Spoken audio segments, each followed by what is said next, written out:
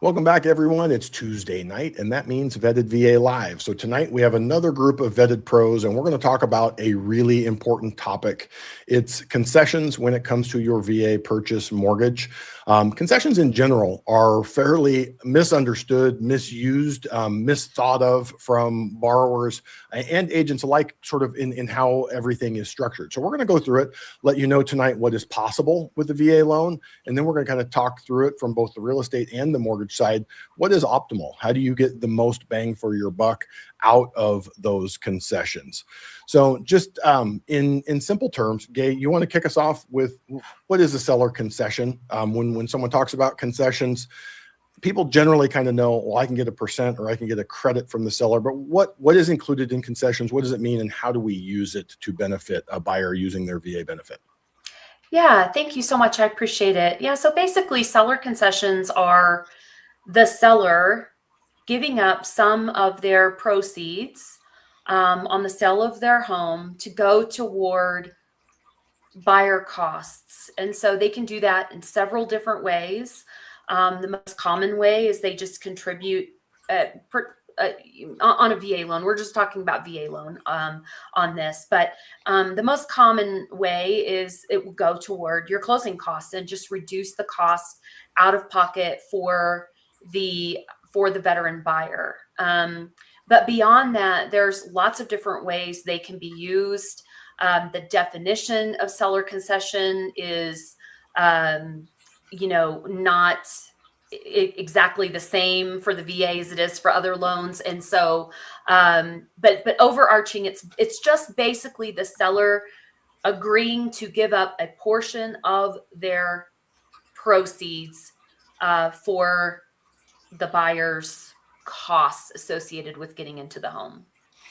So it's taking money from them and giving it to a buyer. Randy, why would anyone agree to take money out of their pocket and give it to our buyer?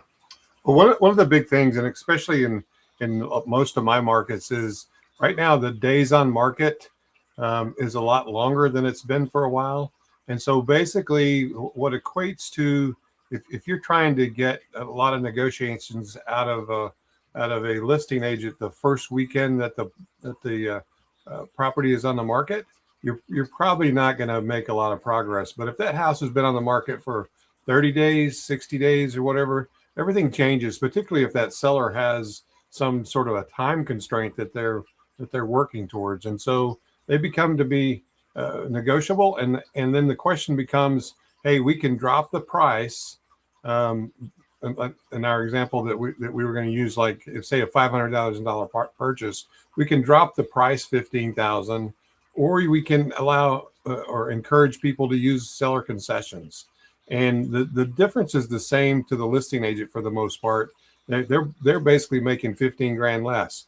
But as long as a house will appraise for the 500,000, the buyer is getting the benefit of that 15,000 working towards them and not having to come out of their bank account. And I'm huge on that from my perspective. The question you have to ask the borrower is, how long are they going to stay in the home? And if they're going to stay in the home for 5 years, they're going to make that appreciation up on that difference and come out ahead. So I just explain that to people that, even if you've got 50,000 sitting in your bank account, there's no need to necessarily use it if the seller is willing to negotiate. Perfect. Sam, maybe elaborate on that. I had it a little bit out of order here in our outline. I think it's kind of the best part is to talk about that seller net. So Randy kind of hinted at it from the seller's perspective, whether they come down off their sale price, whether they give the buyer a credit.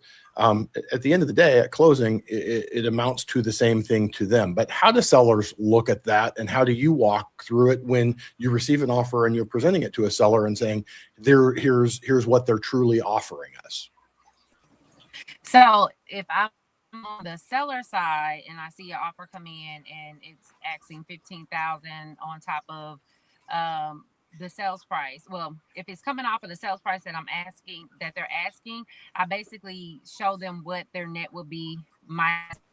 However, before I even list the property, I inform sellers what buyers would ask for prior to us even listing. So my sellers are pretty aware of that prior to. But for the ones that aren't, you want to take a net sheet and you want to show them the numbers on in writing, because that's going to help them.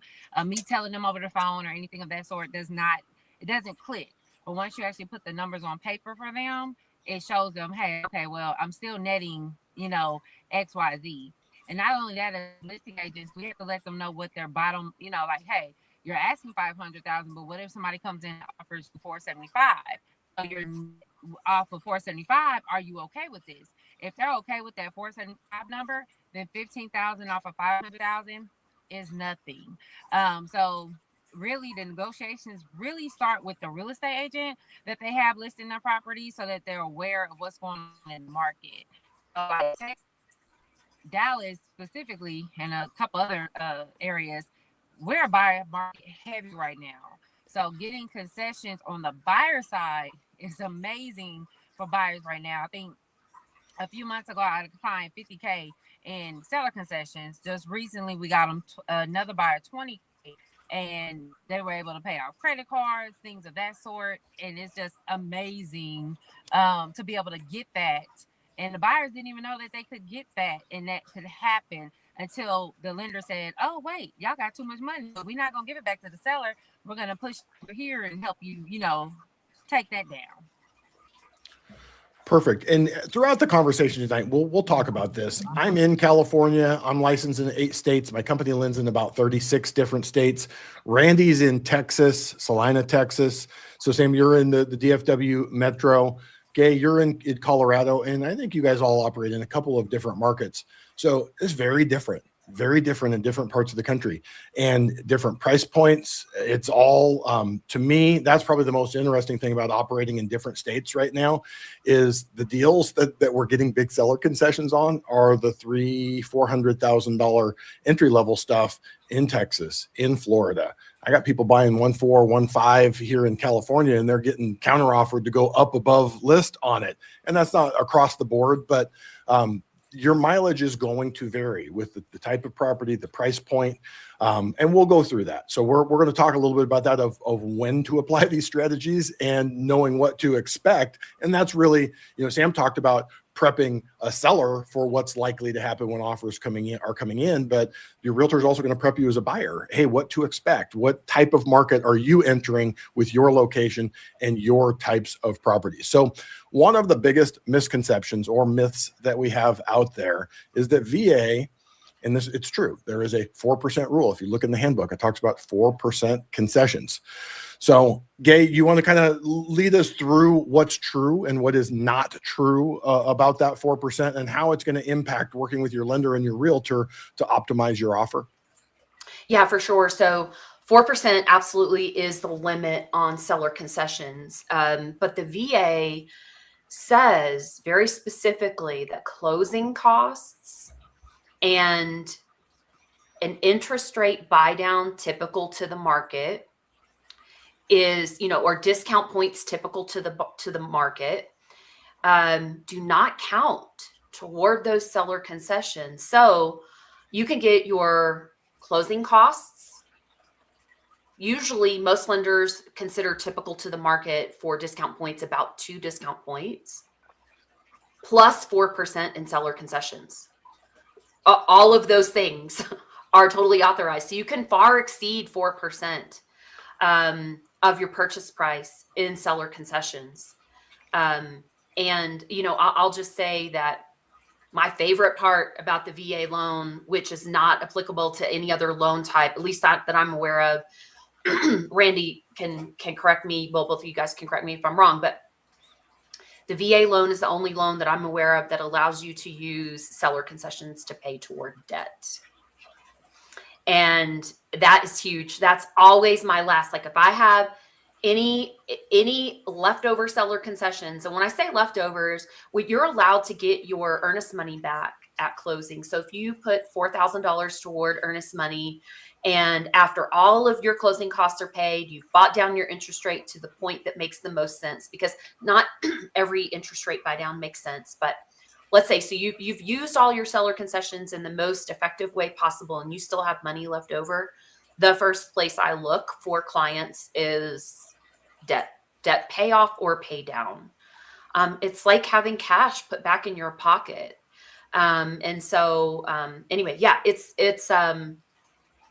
really great. And the last thing I'll say about that real quick is dollar for dollar, if you look at what you can do with seller concessions versus a decrease in the purchase price, dollar for dollar, concessions are worth more to you than that price decrease is. It just because you can put it toward things like interest rate, you can put it toward maintaining dollars in your pocket today.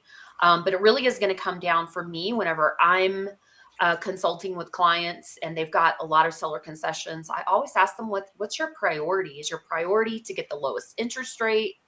Is it to retain as much money in your pocket as possible right now? What's your goals? And then I'll advise from there on the best way to use those concessions. Well, what you just said is really important. Advise on the best way to use the concessions. You're an advisor. And what I hear a lot from buyers that I talk to is they were told, well, this is how we can do it, or these are your options. If they're lucky, like a lot of times it's just, here's what it looks like. Go ask for 4%, go ask for 5%, go get us $20,000 and we can get you into this house. That's not in any way how the conversation should work. It should be exactly the way Gay just described it is, okay, we need to identify what the constraints are. What do you qualify for? How much money do you have? What monthly payment are you comfortable with? Because with the VA loan with no maximum DTI, a lot of times we get you qualified for a lot more than you're going to be comfortable with. So once we define those parameters, and now we go, all right, what are our options when we go out into the marketplace and looking for homes? So from that end, Randy, how do you handle that conversation? When someone, using our example, hey, we've determined they're qualified for 500, they're comfortable with 500, and they tell you, I've got $10,000 to work with. How do you start that advisor conversation of their options and what we can ask for, and use the example of your marketplace and what you're seeing there in Texas right now? Again, it may be different. You might be in a part of the country where you aren't getting any concessions whatsoever, but there are definitely parts of the country where we're able to get big concessions for buyers right now. Yeah, and I think that's a big thing is that first off, that you educate. My first conversation with the borrower is to get the both the 30,000 foot view for their goals, et cetera. And then we dig into the ground level where we know exactly what their situation, et cetera. And then we come back with the conversation after we have the app, et cetera. And so I know what is in their bank accounts. I know what they have. And then I've already known what they are wanting to spend, et cetera. And so at that point in time, it just becomes a matter of educating them exactly how everything works, but specifically, I always go into the seller concessions because people need to understand that. And the big question that I always ask is, how long are you going to hold this home? Because I've been lending since 1989, and in that time period, I've only had in my Texas market, I've only had 3 years that we didn't get some appreciation, and those were things where we had major events like the mortgage meltdown or the .com bust or those sort of things that shocked the whole thing. Those years we didn't have appreciation. In fact, we fell back some. But if you held that home through that event and held it for 5 years, you're going to have positive appreciation. So if you're pretty much able to count on a positive appreciation, then, and Gay already went over this, it's going to be the most positive thing for you is to get those seller concessions. And again, I educate people on the fact that don't expect if the home goes on the market on Friday and you fall in love with it and want to make an offer on Saturday, then in that case, be prepared to have that $12,000 or whatever that number is that I've already covered with them that you're going to have to bring to the table. But if you're willing to pass up on those homes and wait, then again, 30, 60 days down the road, that listing agent and that seller is going to have a different view on negotiability. So it's just a matter of educating them on what their options are and what the timeframes are, and then what's going on days on market. And I do all of Texas, but for the most part, there's only maybe 1 or 2 little pockets right now that the days on market isn't longer than it was 6 months ago. And Sam can probably verify that as far as the Dallas Fort Worth area. We're getting really strong concessions because people are willing to pay attention to what they're doing. So along those lines, Sam, so if you're working with a buyer and they're working with someone like Randy or Gay, and they've come up with an idea or some structures of how it can be put together, how do you work with buyers and their lenders to optimize both getting the offer accepted, which is important when people come across a home that they is really desirable to them, but that also sort of checks all those boxes, gets them in within those constraints, and is able to get their offer accepted because it works for the seller? So, as real estate agents, I feel like it's always good when you can call the listing agent and kind of get a feel of what's going on with the seller, especially if it's been sitting for a while. If they say, hey, we've got multiple offers, the seller is firm on this price, leave it alone and move on to another property. They're going to be calling you in 3 to 6 months when the house ain't sold. Hey, does your buyer still want the house? No, we closed and funded on a house down the street from you 3 months ago. But it's all about communicating with the lender, communicating with the listing agent, and just making sure all parties are in agreement to the terms that are set before even writing the offer. Typically, if I can't get them on the phone, because agents don't answer their phones. But so for those who don't, I'll send a text and say, hey, I have a client that's really interested in this house. These would be our terms. Do you think your seller will accept? They'll come back and say, send it over. I'll let you know. Or they'll come back and be like, no, are you crazy? And either way, I'm sending it regardless, because I need you to put in writing that you're not going to offer. But yeah, it's about communication. It's the number one thing when it comes to listing agents, buyer agents, and the lender, communicating together and getting the job done for the buyer. When you're advising a buyer, say they come to you and they say, I've got no money. I got my VA benefit, so I don't have to put anything down. I've got no money. I need my lender says I need $14,000. How do you let them know if that's realistic for their marketplace? Are there statistics that you're looking at in terms of, like Randy's mentioned, days on market?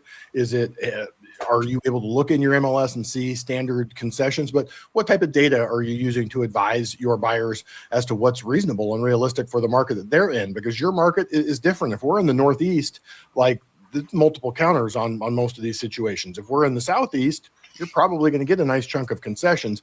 But I always want to know, what is the realtor going through to advise the borrower on what's realistic for them? So we have what's called a comparable market analysis that we use via the MLS, and we pull the data with those. And then in the MLS, it shows you if sellers are giving concessions in that neighborhood, in that zip code, in that city, what price point they're giving concessions on. And then if they are, then you can use that data even when you're fighting with the listing agents, like, oh, we're not giving concessions. Well, these 3 houses down the street, they actually didn't sell at the price you listed it at. You have it listed at this price, but technically they paid $10,000 to $15,000 in concessions, so that wasn't the real sales price, right? So those are ways to negotiate. When it comes to like advising the buyer who has no money, I love buyers that don't have money. Even love the ones that have a ton of money, because money in your pocket. The ones that don't have money, okay, well, this is the situation, and it's very factual. If you have no money, you can't be picky when it comes to, like, you can't want a house that has 15 offers on it. More than likely, your offer is not going to get accepted with 15 offers. In most cases, let me say that, in most cases, it has 15 offers on it, and you're asking for $20,000 in closing costs and no one else is, it's not getting accepted. So they have to be open to a house that they like. I never say love, because you never want to follow the property because they get upset. So a house that they like, that they're willing to live in for at least 5 years, that a seller is willing to give them these funds. And I'm there to be direct, to let the person know you have no money, so you don't really have negotiating factors up front. So you need to be able to, work with the seller on what it is that they're willing to give you. And then you have to be able to find those properties that fit what you need. You can't go after the property that everybody wants. It's you can submit the offer, see if it gets accepted, but realistically, you need to be prepared for them to say no. That's it. And that's what I like to tell buyers. Say, here's the thing. If we're looking in the current market, most people don't, even though it may be more of a buyer's market in a lot of areas, affordability is still strained. So most people are looking, hey, I can get into a house. I don't have a lot of money to get into a house and then go do a bunch of upgrades. If you do, great, because just like Sam said, it opens up more options for you, a section of the market where you're going to have more negotiating power. But if you're looking at the most beautiful homes in the neighborhood, even in these areas where the days on market are long, there's still homes that sell above list. There's still homes that sell in the weekend. So you can't necessarily say, hey, I want the HGTV home and I want the concession. You got to be realistic, at middle of the bell curve or even a little bit left, like Sam was saying. That's an important point there. So kind of going back to the loan side, we alluded to this, but I want to go into some more detail. When I'm advising a client of what we can do, I always like them to know that there's three things we can do with the seller concession. And a lot of times people don't look at a price concession as a seller concession. It's not money in their hand, but we talked about it. You can cut the price. You can use the money to cover your closing costs so you can get in with less money, and some of these can combine together. If we get enough, we can cover closing costs and then go to buying down the rate, either temporarily or permanently. Gay, when you're advising a client, how do you go through those options and helping them figure out, if we get a concession, how do we maximize this for your benefit? Yeah, so I always will ask what their goals are with, with their home purchase. And okay, hey, you have some concessions, so let's talk about how to use them. And and usually by then I've got a pretty good idea of what their financial situation is. I mean, I will have already pre-approved them. I will have already advised their agent, what we need, if it's something that we need, right, from a concession standpoint. And if it's not something that we needed, it was just something like gravy that we got, then I just go through, the options. Like, are you trying to retain cash in your pocket? Is your monthly payment important to you? Or is the money that you leave in your pocket right now today the most important thing? And not every buyer is the same. People have different goals and different, things that they're comfortable with. Even the difference between a permanent interest rate buy down or a temporary interest rate buy down, all of those things, can matter. So I really just I start by finding out what's their main goal. With the concessions, I give them a couple of different options. And then once we narrow down what it is that's most important to them, then I start outlining, okay, this is what we can do. We can do A, B, or C, if that's your goal. But I always make sure that they know all of the, just a high level overview of all of the options, so that, they're not later going, well, I didn't know we could have done this one thing. So I always make sure they know all the things, but then just start to narrow it down based on what their goals are. Absolutely. And when I look at this, you had said something earlier that, hey, in terms of bang for your buck, the price concession is probably the least in terms of what is it going to do for you on a monthly basis. Right. But we do like to look at it. If you're in a market that is a strong buyer's market, it's probably not going to be appreciating rapidly. So we kind of got to balance all of these things out. If you can get the home for less, at current interest rates, it's about $6 per thousand. So that $15,000 concession we're talking about is like $90. People go, $90, that's for the birds. If we take $15,000 and pay a couple of credit cards off, probably going to save you more than $90. So just long way of saying there's more than one way to skin a cat. And everyone has different or unique approaches to this. Someone might say, I just feel better feeling like I have some equity in the house, $15,000, even if it means I'm only saving $90 a month, where other folks are going to look at it and go, no, I would rather have $15,000 in the bank. I would rather owe $500,000 on that house and still have the $15,000 because the seller paid all of my closing costs. So Randy, something I don't think we've gone quite deep enough on. one of my pet peeves is hearing, I get to talk to a lot of people who have talked to other people first, and we go through it and they'll come and they'll say, we got a buyer right now that his agent, Sam, we're not going to talk bad about agents, but his agent thinks that temporary buy downs are the greatest thing ever. So every time I talk to him, we have to have this conversation about temporary buy downs. And I don't say that because I think they're terrible, but we need to understand a temporary buy down, permanent buy down. So let's say we have enough of a concession that the seller's covering closing costs and we've got an extra 2% there. How do you go through the relative benefits of a permanent buy down versus a temporary buy down? I think the biggest thing is just to walk them through the schedule, because depending on, obviously you can do a 1, a 2-1, a 3-2-1, depending on how much you have, and just walk them through the payments and walk them where you're going to be ultimately. And again, it goes back to the question, how long are they going to hold the property?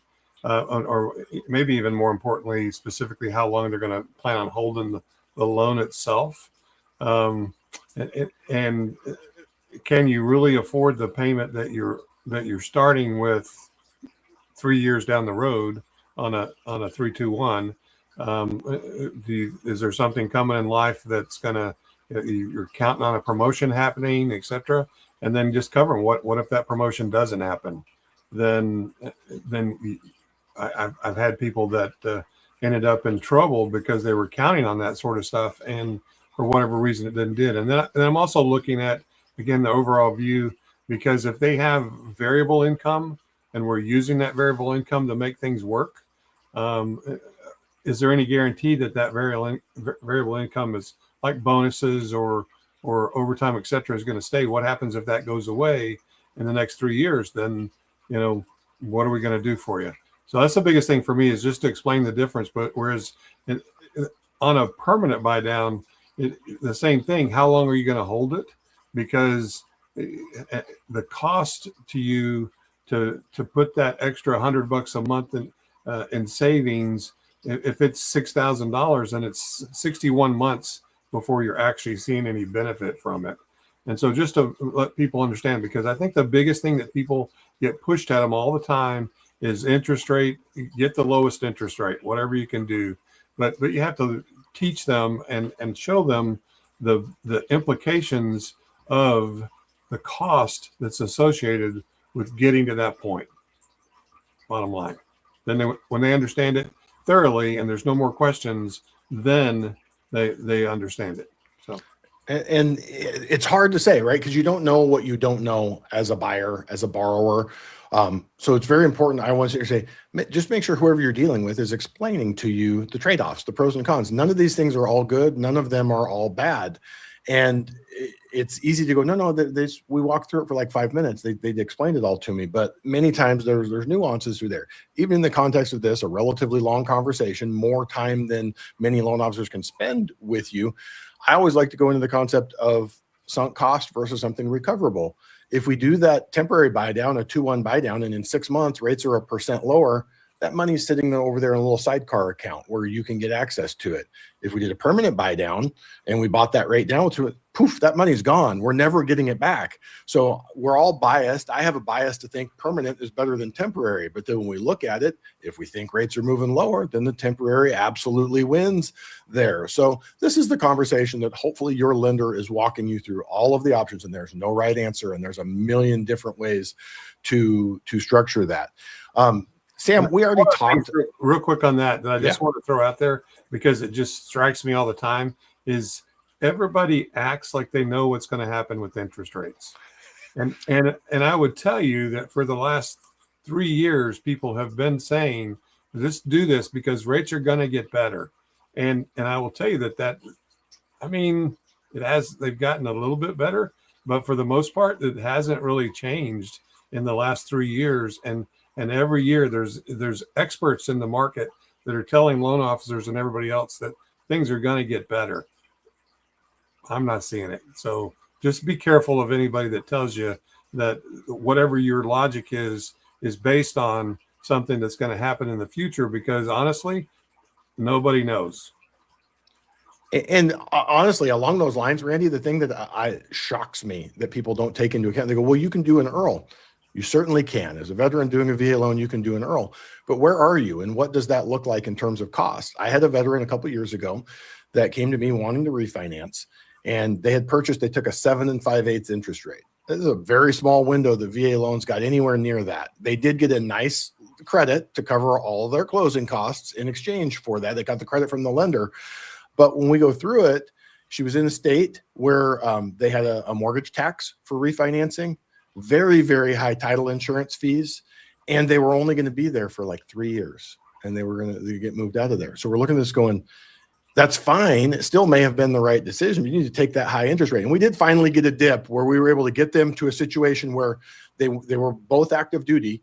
So we had to buy out the funding fee because they wouldn't have had time to recoup that. We had to cover all of their closing costs. We had to cover that transfer tax. We had to cover all sorts of stuff. So it took 6 or 8 months longer than any of us thought for it to get there because it was a high closing cost state with a mortgage tax. So very important that if you have a lender telling you you're going to be able to do an IRRRL, it's a great benefit of the VA loan. Well, cool. What does that cost? How much would it need to move? How long do I need to be there? Because for those ladies, we didn't have a choice. It had to be a no cost IRRRL, and it took a while for rates to get there to that point.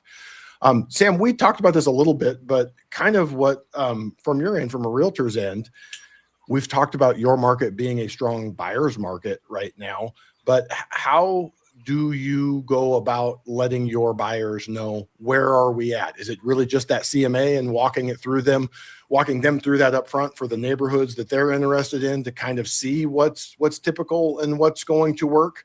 And we haven't seen much of a change over the last 2 years or so, but as things are changing, how does a buyer go about knowing where they're at in the market and what they're going to be likely able to do in terms of these Yes, that's correct. Our numbers come from the CMA. If your realtor is not using those numbers to confirm the housing, and also reviewing the MLS to see what concessions are being offered in that area, they're behind the curveball. That is literally what gives us, that's what tells us what's going on in the market. It tells us whether it's a seller's market, a balanced market, a buyer's market, etc. It goes by the neighborhood, by zip code, by the city. There's multiple reports that we can pull. It tells you, depending on the county and if the realtors are putting the information in correctly, we can pull reports that show you how many times this home has been viewed or how many homes are being viewed. Like, let's say, for instance, I'm gonna give you an example. I have a house listed in Midlothian. Right now, the homes are getting 2 showings per 30 days on average in the 600,000 plus range.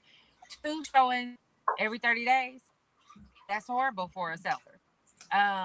It's picked up over the last week or so, but 2 showings every 30 days, that's not good for them. That's a 50-50 chance of them getting an offer within those 2 showings of the first 30 days. And it'll help a buyer know, okay, well, based off of this market, I know that I'm one of the buyers going to go see this property, so I have a good chance of possibly negotiating an offer that works in my favor. But that's really it. It's the documentation and the market activity that we have at our threshold as real estate agents with the tools that we utilize. And it really, like, as mortgage professionals, like Randy, like Gay, like myself, we deal with numbers all day. So it's data driven. It's let's do a comparison. Let's look at this. Sam, feel free to push back on this, but I think there's a significant portion of realtors that are far less data driven. They're people. They're out dealing just belly to belly sales, showing houses. It's more of a friendly, touchy feely sales versus data driven. And a lot of times I feel like agents want someone to take their word for it, or that's what I'm feeling anecdotally out in the market, which is great. It's important that they have a network, that they're talking to people all the time and they have a handle on it. but I want to see the data and what it's telling us. So what Sam's walking you through there, it is important that you get that so that you really have a solid feel when you're working with your mortgage professional, when you're working with your realtor in terms of structuring that so that you optimize the chances of getting your offer accepted, but also getting every dollar you can to utilize to put that deal together in the best possible way.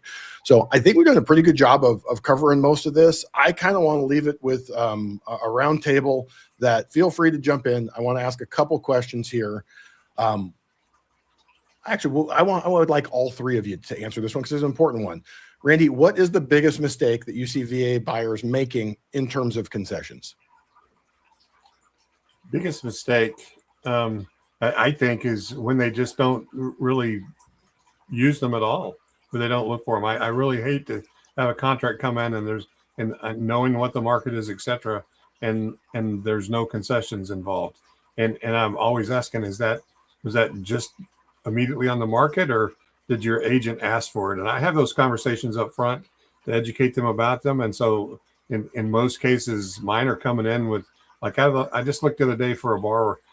The last 26 contracts I had, there was only 3 that didn't have seller concessions. So the biggest thing for me is just making the mistake of not knowing about them and how they work, and then explaining to them the difference between, like Gay touched on earlier, that if you ask for extra concessions, like I just got a contract in today, and there was about $6,000 more than what I knew was going to need, because I do a spitball fee sheet for my people so that they know pretty much what the payment's going to be and what the closing costs, et cetera, are going to be. And the agent was strong enough to get $6,000 extra for her. And it just so happens that in her particular case, that $6,000 paid off a car, and it was a smaller balance, but it had a $700 payment. So it was like, man, you're going to be able to utilize that the way it should be, et cetera. And it's just such a powerful thing. That the biggest mistake I see is people that don't understand it and don't pursue it. Perfect. How about you, Gay? Yeah, I mean, exactly what Randy said. I mean, I'll just put it just slightly different way, is when I cannot stand it when I hear or see seller concessions left on the table. Like, I'll be on the phone with the lender at the closing table.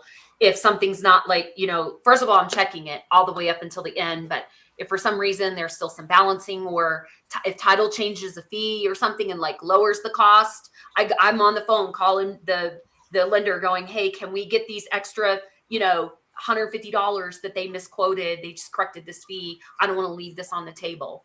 And, can I get a little bit extra? And then, so I cannot stand it when all the concessions don't get used. Don't leave concessions on the table. And it's hard. What I would say, from our end, it's hard. It's hard to get that number dead on exact. I had one here hard in Florida where they got 6% concessions. We ended up with $1,300 extra. In the 11th hour here, we had to go back and we changed it, and we bought down the rate 0.09% lower. Is it a huge difference? No, but it's better than $1,300 disappearing into the ether. Sam, from a realtor's perspective, any mistakes that you see buyers making with concessions? I think the mistake that I see them make is them listening to their agents tell them not to ask for it. I've had people tell me, oh, my agent told me not to ask for it because my offer wasn't accepted. What? It's not up to them. This is your house. This is what you're buying. You're the one making the payment. Ask for the money. It's easy for somebody to say no. I'd rather them tell me no than for me to miss out on $20,000 to where I could have kept that in my pocket. So that's the biggest mistake I see, is buyers not asking for it at all because of their real estate agent telling them not to. And it goes back to that being data driven. If your realtor tells you not to, hopefully they can show you, hey, in our market, homes are selling for 101% of list price within 9 days and no concessions. Like, okay, maybe they're right. But even at that point, if you don't ask, the answer is always no. Find the first home you're interested in and ask for a concession. And if the seller slams the door in your face, you go, maybe my realtor knew what she was talking about. It's just, again, I feel like you should always kind of test the market. Homes are a little different. If you want to buy a black Camry, there's one on every Toyota dealer's lot. Houses aren't quite like that. So if you miss out on one, it may be the one that you always say that's the one that got away. But testing the market, doing things like this gives you a good feel for it, where you're not taking your lender's word for it. You're not taking the realtor's word for it. You know, we talked about that biggest myth being that in VA, in terms of concessions, that 4% is all you can get. Any other myths, Randy, that you think exist around concessions? I mean, Sam kind of talked about, hey, you can't ask for them. Sellers aren't going to give them. We've proven, you know, you got what, 26 out of 28 contracts with them. So they're obviously getting them. But any other myths or things that we can kind of put to bed for buyers watching this? And that's a hard one. I don't really know of anything, but I do want to touch on one thing that kind of interlocks with what Gay had said earlier, is when you make the choice, again, let's talk about a $500,000 loan. When you make a choice between dropping the price to $485 or accepting a lowered offer or getting the $15,000, as long as that house appraises for the $500,000, I think you're so far ahead for the reasons Gay said. But I think you also have to understand that you think that you have a little bit more equity. Sometimes people have that misconception, but in order to achieve that $15,000 in equity, you're gonna have to sell the property, because at least in Texas, you can't borrow against land or against the house until you have 20% buffer. So you're nowhere close to that buffer by having that $15,000. So it may make you feel better about it, but Sam will tell you that $15,000 is going to be eaten up by closing costs on the seller's end. So it's just not beneficial to, in my mind, it just doesn't go apples and apples comparison between let's take the 15,000 in seller concessions and forego that equity, because that equity is not real. It's not real for 5 or 6 years down the road. So that's my big thought. I like it. And Gay, without forcing you into the box of a question, just any final thoughts, anything on the topic of concessions that you would like borrowers to know? Yeah, so I'll just say there's a couple of things about concessions that some lenders have like overlays on. So the way the VA lender's handbook is written, it's not super clear on paying toward debt. And so there are a couple of lenders that have overlays that make you pay off the debt completely, as opposed to just paying toward it. And I would make sure that whoever you're working with, if you get concessions that this is for any lender that may be listening, like a broker, or and also for clients, right? So make sure you're working with a lender that allows a partial payment toward debt.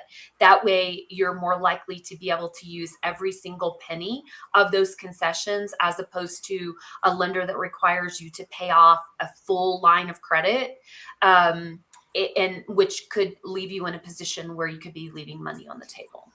Genius. Yeah, 100%. It's a Ask very me why I important know detail. that. You got on the wrong side of it once? I got on the wrong side of that once. And I'm like at the closing table going, what do you mean?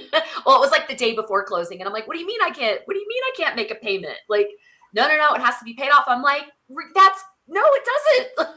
So we went round. And anyway, they changed their policy after that. So, but it didn't help me on that particular deal. Well, so they we were ended up using FHA. What was that? They were FHA in your VA loan. They were FHA in my VA loan. Yeah. But what we did do was something maybe Sam will appreciate. We used the excess to buy a home warranty. So it didn't go to waste. It just didn't go toward debt. There legitimately is nothing worse than a seller credit going back to the seller. I can't stand it. Once they've agreed to give it up, we should make sure it never ever goes back. Sam, from the real estate side, any final thoughts on concessions?